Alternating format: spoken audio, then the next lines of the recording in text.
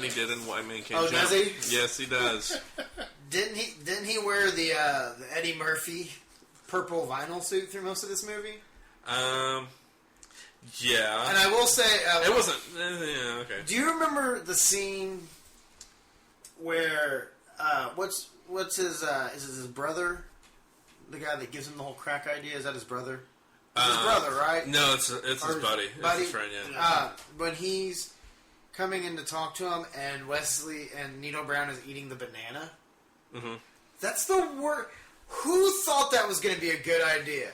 All right, now see, you a badass. I want you to peel this banana. And then you always look like you're sucking a dick when you eat a banana. I'm sorry, okay? It's one of those things now. That's all I did. And I kind of think maybe he had a little sugar in the tank. There's that other scene where he's watching his buddy fuck that stripper, and he's just standing there with the drink. He was watching the chick because he stole her later. Okay, still a little weird. Just standing off to the side, like you saw him drinking, but you didn't see was the banana going up his ass. And how can you hate on a movie that has Nick Ashford from Ashford and Simpson, Fab Five Freddy, Flavor Flav, Jamaican rap star notice Chuck D had too much self-respect to be in this movie. But Flavor Flav was like, how much you gonna pay me? Yeah, boy. Keith Sweat was in this movie. Let's see. I'm trying to think of who else was in here who had little cameos. Teddy Riley. The band guy. They also had my favorite. And Levert. Cliche. The mayor's up my ass, police chief. Come on, guys, this mayor's up my ass. Well, yeah, I mean, it's still, you still got the crime part. Mario Van Peebles is a terrible actor. Jesus Christ, he was bad. And why, during that one scene, when they're on the beach meeting or whatever, like with Ice-T and everything, why is he carrying a baby? They never explain that. He's just holding a baby while they're meeting for to go over all the undercover stuff. He's just holding the baby through the whole scene and never explains why. Maybe he was supposed to be off camera. He doesn't even know whose baby it is. And he's just walking, come on, guys, we gotta take this guy down. I want Nino Brown. It's his real kid. He was supposed to be off camera. The camera guy didn't know and just filmed it anyway. They said, fuck it, let's put him in there. You also had R&B singer Christopher Williams played Kareem. That was the guy that got the knife through the hand towards the end of the film. And Vanessa Williams, not the Vanessa with the singing career, not the X-rated video queen either. Digital Underground, thank you. Yeah, I'm getting some weird looks on that one. You had a real roundabout way of doing that. I know. Well, by the way, did Chris Rock have the worst wire job ever? When he's like back in after he's supposed to be clean? Yeah. Working. That's the worst. Do you remember that when they rip off his thing? It's the worst wiring job. It's so thick, like coming through. Like it was like one of those Sony Walkmans that Chris Pratt uses in Guardians of the Galaxy. It's like one of those big ass tape Walkmans, just right there on his stomach. Like you could see the square through the shirt. What is that? Like they immediately knew he had a wire as soon as he acted a little bit strange. Right. They were like, "Oh, that's what that square thing sticking out of your stomach was." That makes so much sense. That makes that weird belt buckle make so much more sense now. And was I the only one that was confused as to why the cops who set up to raid the CMB, yet the CMB was more prepared for the raid than the cops were? Like those motherfuckers were out. They were like, hey, this dude just went on a wire. He's a cop. We've got 2 minutes. Shut it down. And then they were out. And the cops who were hearing all this were like, oh, 3 officers at a time. Like they were waiting on a water slide. Just guys sending them in. Hold on. Around the corner. Okay, go. And like literally they get in there, there's nothing left. Well, no. You took fucking an hour. They weren't even dressed. It's like Tom Coughlin in his challenge flag the other day. Couldn't get out of his sock. But anyhow, this movie is a straight gangster movie. I mean, What more can you define gangster as? Drug dealing, drug kingpin. You got the cops after him. It's a total drug film. In the end, Wesley Snipes does die, but surprisingly by the hands of the older gentleman that's been complaining throughout the entire film. Well, yeah.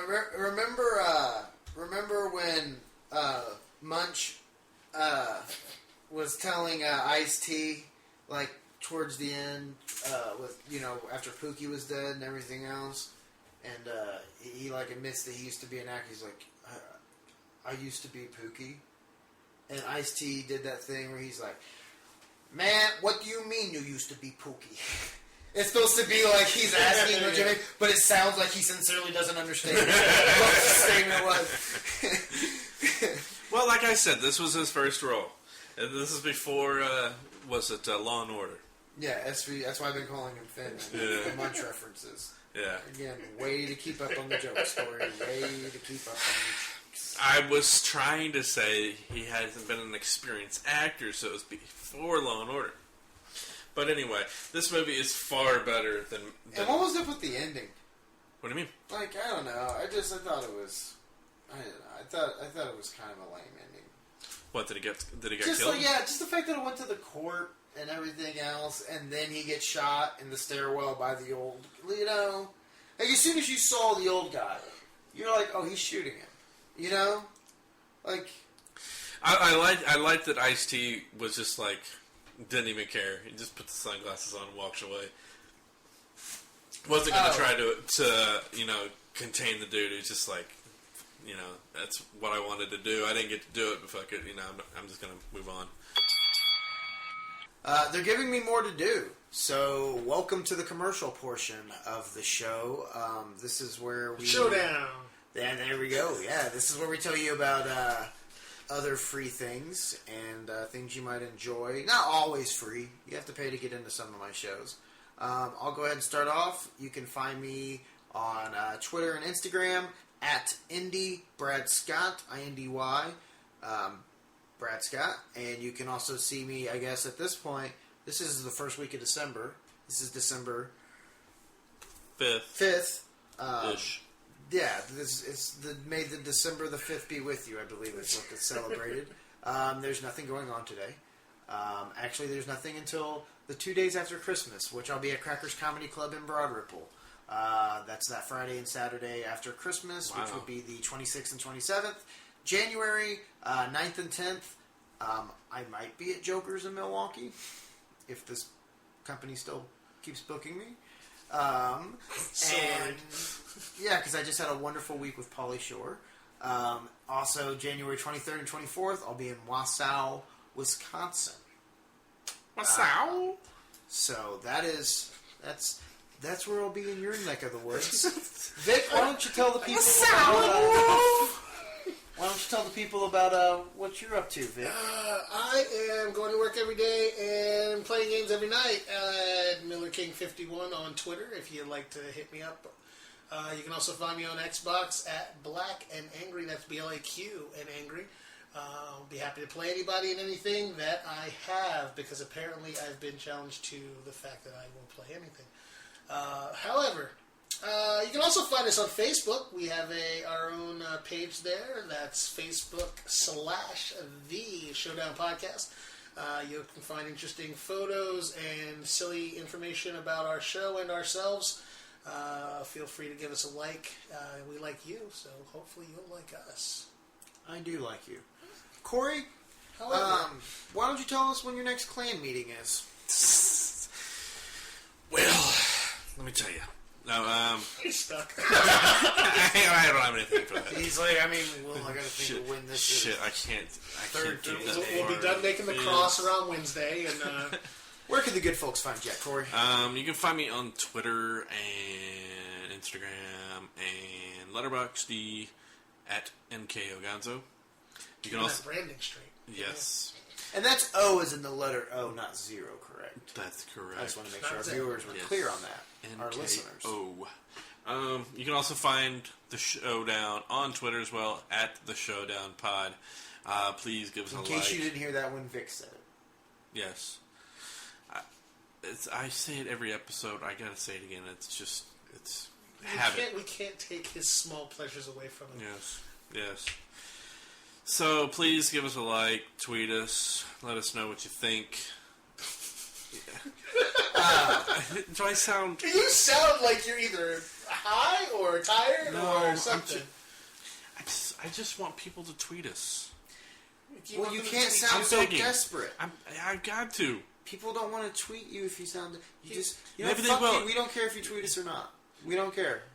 Yeah. They really do. We're not those guys. Yeah, maybe I should just start playing the card. Fuck it, I don't care. Tweet us. I don't care if you do or not. Just whatever. All right, back to the show.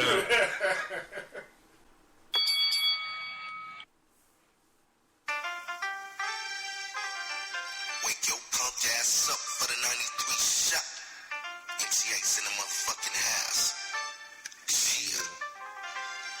And it ain't nothing but a Compton thing, y'all.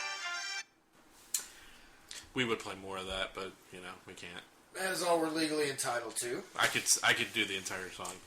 My film is Menace to Society. This film was a huge part of my childhood. It came out when I was 11 years old, and I couldn't see it in the theaters. But as soon as it got out on VHS, I mean, all you heard about Why was couldn't you see it in theaters? because I was 11. Or was it because you lived in a white neighborhood? No, actually, the fact that I lived in a white, I lived in a white neighborhood. It's Franklin, every neighborhood is white. That's what I'm trying to say. But that was the biggest supporter of this culture in the 90s, financially and everything else. The majority of gangster rap albums in the 90s were bought by suburban white kids like myself. We looked up to these. We looked up to this lifestyle. It was a lifestyle I was never going to know, but there were elements of it that I did relate to. Like, I didn't have a great relationship with my dad growing up, so I always related to that aspect of like rap music and these type of movies. And it was just, they were always fun. I mean, they were always so fascinating to me. Like I said, it was a life I was never going to live, things I was never going to see. But it was so fascinating. And that you always heard about that opening scene where Kane and O-Dog are heroes of the film. You hurry up and buy. Yeah, go into the liquor store, and the Asian couple gives them some problems and suspects that they're going to, steal something, which they had no intention of doing. So then our heroes find themselves about We've to all leave. had that problem before. Yeah, our heroes find themselves about to Except leave, for Corey. and the man behind the counter decides to tell O-Dog he feels sorry for his mother. Now see that not only was he out of line, but they were leaving, and he makes a comment like that. He totally screwed himself on that one. Absolutely. O-Dog had every right. So O-Dog's, the fuck you say about my motherfucker? You feel sorry for who, motherfucker? What you say about my mama? He robs the place. He shoots both of them. Now again, O-Dog was my hero in middle school. I wanted to be O-Dog. I tried desperately to grow my hair out long enough to get braids. I wore a lot of wife-beater khaki combinations. And yeah, I really looked up to O-Dog as a role model. And he was played by Lorenz Tate, who is a great actor. Honestly, a really, really good actor. He was on a TV show called South Central. It lasted one season on Fox in the 90s. It was on, I believe, either before or after Rock. And it was such a good show. I literally recorded every episode on a VHS tape. And I think I still have it somewhere at my mom's house. And I love that show. And that was O-Dog on network television. It was the same type of character. But anyways, that's off the fact. So, that was the opening of the movie. I mean, it was a pretty gritty, shocking opening to a movie. And basically the rest of the film is this summer of Kane, who is the main protagonist, basically the summer after he graduates high school, and it's, kind of him, the tale of him growing up through the summer. And basically him and all of his friends are gangstas. And that's what I wanted to kind of get into